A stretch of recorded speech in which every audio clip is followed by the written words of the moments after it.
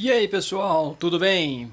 Pois é, vamos lá. Vamos falar um pouquinho de terapia ruim. Eu estou colocando aí como imagem algo que é tipicamente relacionado que a gente pode chamar de terapia ruim, porque convenhamos, saúde quântica, isso simplesmente não existe, o papo furado para enganar a trouxa. Mas deixa aqui como capinha por enquanto. Vamos falar então do que seria uma terapia ruim, de quais seriam mais ou menos as características de uma terapia ou de uma psicoterapia ruim. Porém, antes de começar, me ajudem a alimentar o algoritmo do YouTube. Por favor, compartilhem, divulguem, se inscrevam no canal, acionem as notificações, deem like ou dislike. Bom, eu gostaria que vocês ficassem atentos, então, primeiramente, para um vídeo que eu estou colocando no card para vocês. Desse vídeo é um vídeo do canal Minutos Psíquicos, e lá ele traz a contribuição dele, que eu acho que é muito pertinente, e o André está trazendo essa contribuição. Ele pega alguns trechos, alguns pontos que ele julgou relevantes de um livro chamado Como Falhar na Relação, que é um livro muito interessante, muito bom, vale a pena ter. É um guia, inclusive, um livro que eu adotei durante algum tempo com os estudantes de graduação em disciplinas de psicoterapia, porque ali tem pesquisas mesmo mostrando, é um livro todo embasado empiricamente, mostrando como que um terapeuta pode falhar, quais são os erros mais comumente produzidos numa relação terapêutica, numa terapia.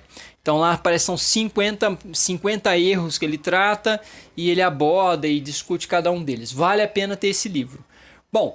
Bom, então vamos lá para o que eu observo também na minha experiência, das leituras que já tive, da minha experiência clínica. Num primeiro momento, eu acho que algo ruim para uma psicoterapia são as pirâmides teóricas. Pirâmides teóricas aqui eu vou colocar toda e qualquer concepção teórica, não é nem esse termo pirâmide teórica é um termo de Wittgenstein, mas eu acho que ele não cai tão bem porque para não fazer confusão talvez com teoria científica. Teoria científica é uma coisa, pirâmide teórica é outra, na terminologia, por exemplo, de Wittgenstein. Mas o que eu chamaria aí das pirâmides teóricas de Wittgenstein, tentaria traduzir aqui para vocês. Concepções especulativas e sem lastro de empírico, sem lastro científico, sem qualquer tipo de produção que esteja sendo debatida pela comunidade científica, pela comunidade acadêmica. Então, terapia quântica, por exemplo, né? E várias outras perspectivas e abordagens que não fazem parte do meio científico, e mesmo algumas que fazem parte da comunidade acadêmica, onde as pessoas acabam se apropriando dessas abordagens de uma forma equivocada, de uma forma muito mais no sentido de aplicação rápida, de aplicação direta, do que numa perspectiva de observação da realidade, de respeito pela realidade, de respeito pela relação com o cliente, de respeito fenomenológico pelo que o sujeito está dizendo e está trazendo ali pro terapeuta. Então, o que o sujeito está trazendo é algo da vida dele que tem uma importância que está além de uma aplicação direta de uma perspectiva supostamente teórica. Então, aí o risco do terapeuta ter uma abordagem que é uma abordagem que é muito crua, muito seca, que respeita pouco a realidade daquela pessoa que está vindo, que escuta pouco, então acaba sendo uma violência, porque vem com uma série de perspectivas pseudo-teóricas, vamos assim dizer, e já tenta aplicar a situação. Então já está tentando ver a situação com um viés muito forte, e esse viés muito forte que não respeita a realidade de cada um dos pacientes, de cada uma das pessoas que podem chegar ali, e não dá espaço para a escuta. Então se perde com isso. Um bom terapeuta ele vai escutar bastante, ele vai permitir que o sujeito se expresse da forma mais tranquila e livre possível. Então tem que ser o ambiente menos punitivo possível. E nesse sentido, então, uma terapia pode falhar se ela tiver muita hermenêutica, no sentido ruim de hermenêutica, onde o terapeuta vai sempre tentar encontrar um sentido em cima de outro sentido. Geralmente assim, a profusão de sentidos, a profusão de símbolos que emergem da relação e do comportamento do paciente. Isso pode ser muito prejudicial, porque às vezes o paciente chega e ele está com uma coisa que não é tão complicada assim, não é tão cheia de símbolos e é algo simples muitas vezes. Ele tem um quadro, muitas vezes, vamos pegar, por exemplo, quadros de dor, né? Eu atendi uma paciente há muito tempo, eu lembro que ela tinha um quadro crônico de dores generalizadas, e a primeira terapeuta dela, continuando, eu tive que fazer uma breve interrupção aqui, mas estou voltando. Então eu estava falando do quê? De uma paciente que tinha um quadro de dores generalizadas, dores crônicas pelo corpo todo, durante um bom tempo, durante anos, e ela foi uma primeira terapeuta. Essa primeira terapeuta trabalhou junto com ela um excesso de simbolismos, porque era o pai dela, a mãe, isso tinha ocorrido quando era criança, pequena, bebê, sabe? Assim, um excesso de simbolismos em cima de uma situação que talvez não precisasse de uma abordagem assim tão carregada de invencionices, de invenções, de criações, de fabulações.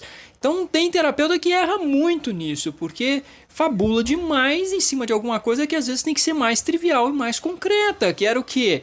Não se esquecer de que existe uma múltipla determinação na nossa vida, de que existem fatores concretos também, triviais, assim, de postura, de como a pessoa, de como está a rotina dela, de como ela se senta para ler um livro, como é que é o ambiente dela, se tem ergonomia, se não tem, se a cadeira está dura, se a cadeira é boa, se é ruim, se a mesa, tudo isso, se tem atividade física. Então, assim, alongamento, de repente tá faltando isso também na vida, luz solar, tanta coisa simples, e de fato eu pude ver na época que eram coisas simples assim que precisavam ser trabalhadas, coisas da rotina mesmo. E aí um terapeuta que acha que uma terapia tem que ser só algo assim sublime, dos símbolos, do passado, do inconsciente, seja lá que concepção de inconsciente tiver, né? Então, às vezes não é isso. E em outros casos também tem terapeutas que falham porque acabam adotando posturas um pouco assim, que ficam obscurantistas e estabelecem uma relação mistificada com o paciente, onde o terapeuta se transforma num ídolo, um ídolo, e o terapeuta narcisista aí no caso, ele pode produzir coisas muito ruins e pode produzir muitos danos em uma terapia. Então aquele terapeuta que tem uma necessidade, aquela pessoa como terapeuta, pessoa tem uma necessidade de estabelecimento de uma relação de poder com o outro, nesse estabelecimento de uma relação de poder, o paciente fica à mercê dos caprichos de um terapeuta narcisista. Isso também é complicado, as pessoas muitas vezes vão ter dificuldades até para sair de uma terapia assim, porque se estabelece uma relação de poder muito forte e com chantagens emocionais as mais diversas, com argumentos, por exemplo, em alguns casos, de que o paciente está querendo ir embora porque aquilo é resistência, e se é resistência, aquilo é uma manifestação inconsciente de uma fraqueza muito grande, logo está fraquejando porque não está mais suportando uma relação abusiva, e não se percebe tudo isso porque muitas vezes está se estabelecendo uma relação abusiva. Então eu acho que também tem aí muitos problemas que podem surgir. E, eu também acho que pacotes terapêuticos, de certo modo eu falei um pouco disso, mas pacotes terapêuticos também podem ser um fator aí que podem tornar uma terapia muito ruim. O que são pacotes terapêuticos? É aquela história de se chegar num paciente com muito viés, e um viés que não escuta, mesmo que as técnicas sejam técnicas que tenham comprovação científica, mas a escuta não está sendo bem feita, o acompanhamento, o companheirismo de estar sempre escutando, ouvindo, estar junto com o paciente, tentando ouvir, e estar o tempo todo como depositário ali, como alguém que acompanha o paciente de um modo mais respeitoso e fenomenológico possível, no sentido de respeitar aquele acontecimento, que é um acontecimento que tem a sua singularidade, não ocorre, e aí já quer logo aplicar técnica aqui e ali, sem saber exatamente ao que está respondendo aos comportamentos que o paciente tem, ou então a que serve seus comportamentos, o seu jeito de ser, seus sentimentos, ao como eles estão respondendo ao que no mundo, a que condições, a que contingências. Se não houver então esse respeito, pode haver uma precipitação muito grande no sentido de aplicação de técnicas, e aí um tecnicismo e a terapia se perder em seus pacotes terapêuticos. Eu acho também, para finalizar, gostaria de colocar para vocês que eu acho que é importante se ter, então, uma abordagem teórica sólida. O primeiro ponto de uma abordagem teórica sólida seria o respeito fenomenológico pelo que o paciente traz. Quando eu chamo de respeito fenomenológico, é um respeito pelo fenômeno que está acontecendo ali em sua singularidade, que ultrapassa muitas vezes algumas preconcepções, mesmo que essas preconcepções tenham alguma base empírica. Então é muito importante respeitar a realidade singular do paciente. E um segundo ponto de uma abordagem teórica sólida, eu vou colocar para vocês aqui por escrito. É importante, então, em termos de uma abordagem teoricamente sólida, perceber que somos constantemente afetados por inúmeros estímulos do mundo físico e social e que, no final das contas, as fontes de determinação são geralmente complexas.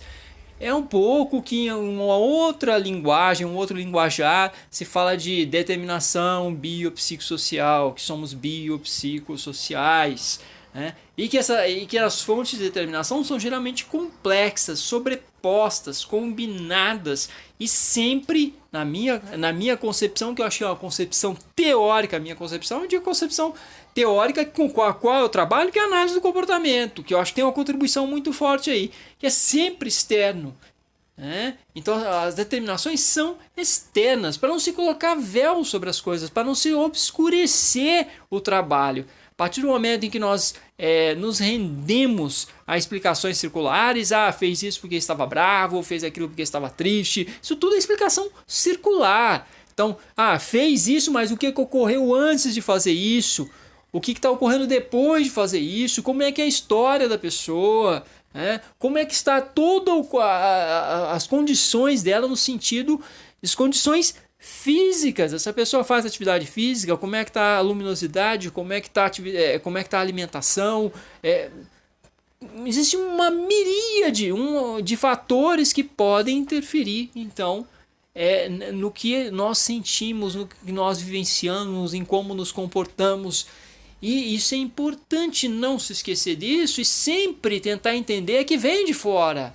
Vem de fora. Mas ele teve a ideia, ele teve um insight, mas ele viu alguma coisa para ter um insight. Ele ouviu alguma coisa, alguém disse alguma coisa, ele leu alguma coisa, conversou com alguém. Então essa concepção é importante porque ela torna objetivo o trabalho, torna tudo mais claro, clarifica e facilita o trabalho de investigação. E que a mudança se dá, como eu já falei em vídeo anterior, estou colocando no card também, se dá de fora para dentro, porque não se tira nada da cartola, porque não existe geração espontânea. É isso então, pessoal, obrigado, não se esqueçam de dar o like ou dislike, comentar. Um abraço!